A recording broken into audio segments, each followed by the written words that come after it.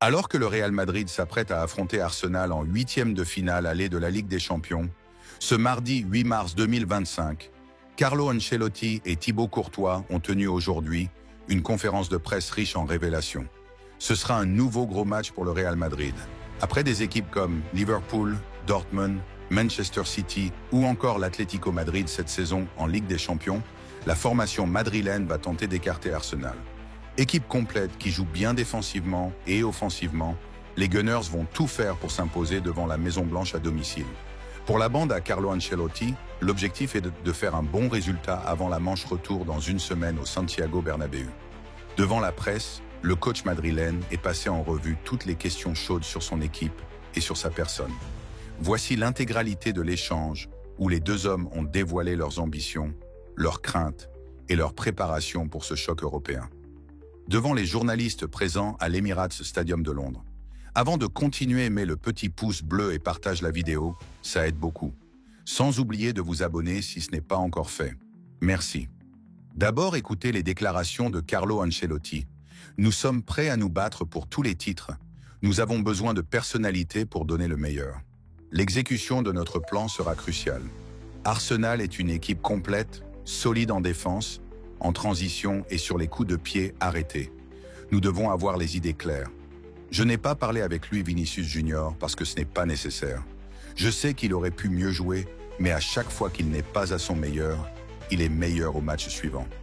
Je suis convaincu que Vinicius fera un très bon match demain. Qui est désigné pour tirer les pénaltys? On y a réfléchi et on essayera de bien gérer ça demain. Quelle approche ce match exige-t-il? La seule chose que je demande, c'est bien préparer le match. Et on l'a fait. Il y a un adversaire très complet qui sait travailler en bloc bas, qui sait gérer les transitions. Il faut avoir les idées claires sur notre plan de jeu et bien l'exécuter. Quel poste pour Fede Valverde? Milieu ou latéral? C'est un doute. Il fait très bien les deux choses. On verra là où il sera le plus utile à l'équipe. Croyez-vous que le Real Madrid va remporter l'un des titres encore en jeu? Oui, sinon je ne serai pas là. Je planifierai mes vacances. Nous sommes ici pour nous battre pour les titres jusqu'au bout. Et pour gagner, il faut essayer. Ça peut ne pas bien se passer et si c'est le cas, on pensera à la saison prochaine. Pensez-vous que certains en ont assez de vous voir sur le banc du Real? Peut-être, je sais pas. Mais ce qui compte, c'est que la personne la plus importante de ce club ne se fatigue pas de moi. Les critiques vous affectent-elles? On n'a pas le temps de penser aux critiques avec un match tous les 3 jours. Après Valence, on a analysé le match et on a préparé ce match. Nous avons 90 minutes très importantes à jouer. Elles ne sont pas décisives car il restera 90 minutes au Bernabeu. L'expérience est-elle un facteur déterminant dans ce genre de rencontre? L'expérience en Ligue des Champions, c'est ultra important. Quand t'as l'habitude, t'as moins de pression, t'as pas peur. Et c'est encore mieux quand t'as des joueurs qui ont déjà joué ce genre de match pour aider les plus jeunes. Comment vous préparez-vous face au danger des coups de pied arrêtés d'Arsenal?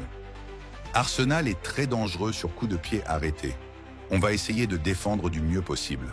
On doit aussi faire mal sur nos opportunités. C'est un aspect très important du jeu. Quel regard portez-vous sur l'évolution de Martin Ødegaard? Son talent est le même que celui qu'il avait à 16 ans. Ensuite, il a eu le caractère, le courage pour partir, et il évolue dans l'une des meilleures équipes d'Europe.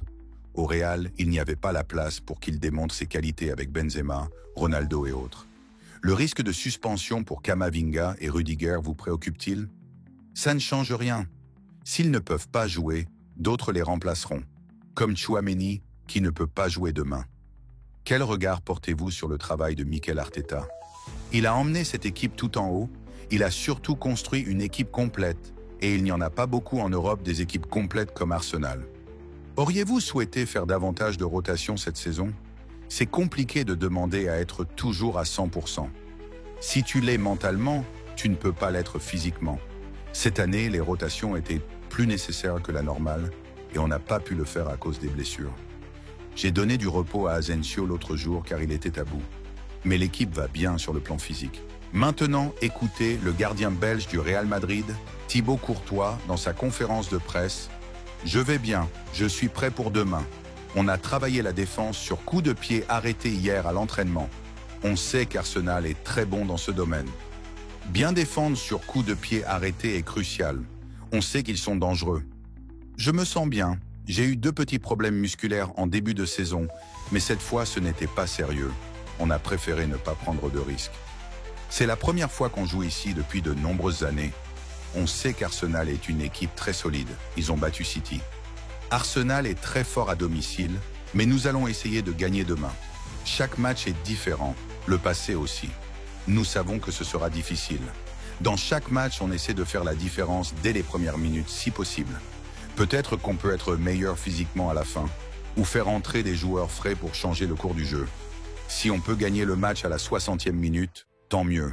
Mais ça ne se passe pas comme ça dans le football. C'est imprévisible. Kevin De Bruyne? C'est l'un des meilleurs joueurs de l'histoire du football belge, et aussi de la Premier League. On a partagé beaucoup de moments ensemble. Je ne suis pas trop surpris d'apprendre qu'il pourrait partir. C'est un joueur exceptionnel. Nous avons beaucoup de respect pour Arsenal. J'ai beaucoup d'amis qui sont supporters. Je sais qu'ils ont très bien performé en Premier League. Ils ont des joueurs expérimentés, une défense très solide. Ils sont aussi dangereux en contre-attaque et sur coups de pied arrêtés. C'est une équipe difficile à affronter. Nous les respectons beaucoup. Comment je vais? À 100%. Faudra demander au coach si je commence. Mais moi, je suis prêt. J'ai bossé à la salle et sur le terrain ces derniers jours. Je suis prêt à jouer. Nous avons beaucoup de respect pour Arsenal. Ils ont une défense solide, des contres dangereux et des joueurs expérimentés. Si nous pouvons marquer rapidement, tant mieux. Mais le football est imprévisible. Nous avons des solutions pour changer la donne en cours de jeu. Nous n'avons pas mal joué contre Valence. Parfois, les résultats ne suivent pas, mais l'équipe sait ce qu'elle doit faire. On rate un penalty, on encaisse derrière et ils marquent le 2e but à la fin. De l'intérieur, on sent qu'on fait les choses bien, mais les résultats ne suivent pas. L'équipe sait ce qu'elle doit faire, mais ce qui compte, c'est les résultats. Avec des déclarations aussi déterminées, le Real Madrid semble prêt à livrer bataille à l'Emirates Stadium. Ancelotti mise sur l'expérience et la mentalité de ses joueurs, tandis que Courtois, en pleine confiance, promet une vigilance maximale face aux armes d'Arsenal.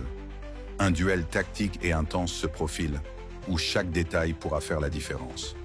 Rendez-vous demain pour un match qui s'annonce déjà historique. À la Madrid.